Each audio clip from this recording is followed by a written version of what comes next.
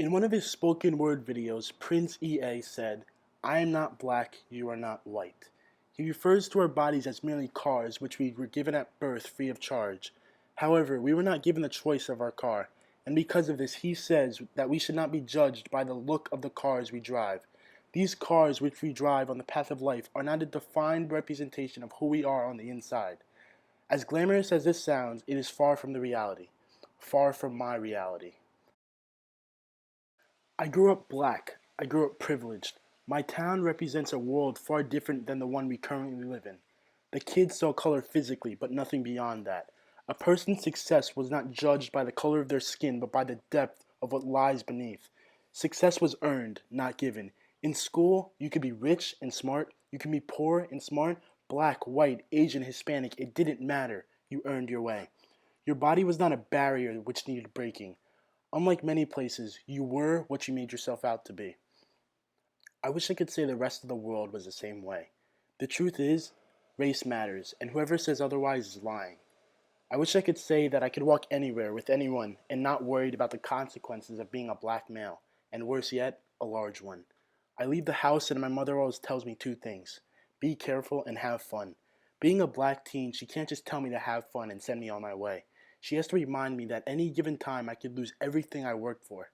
As my dad says, it only takes seconds to make a mistake, but it could take a lifetime to fix it. And these mistakes don't even have to be true mistakes. It's a fact of my reality that I could just be in the wrong place at the wrong time and I could lose my body. These words from my parents shaped me as a human being. I took their words and formed a group of social identities. Where I was subordinate, I made it dominant. I show my wealth with the clothes I wear and the things I buy. I show my masculinity with the way I carry myself. I show my intelligence every day in the classroom. I prove time and time again that I am able-bodied in the weight room. I want no one to have an excuse to look down on me simply for the way I look. But there is one thing that I cannot change: my race. To break the stereotypes, I have to act a certain way. I have to give no reason for people to say I fit any stereotype they can think of. While this may sound great, it came with a cost. People today associate success in class with being white. I have broken the stereotype only to be called something I am not: white. I speak proper, I'm white. I do something good, I'm white. I hang out with certain people, I'm white. But when I do the opposite, all of a sudden I'm black again. Me succeeding athletically makes me black again. Just when I think I've escaped the stereotypes formed in nearly 400 years of discrimination and prejudice, I've fallen back in. There's truly no escape. Now I tell you, whoever you are, to listen to yourself.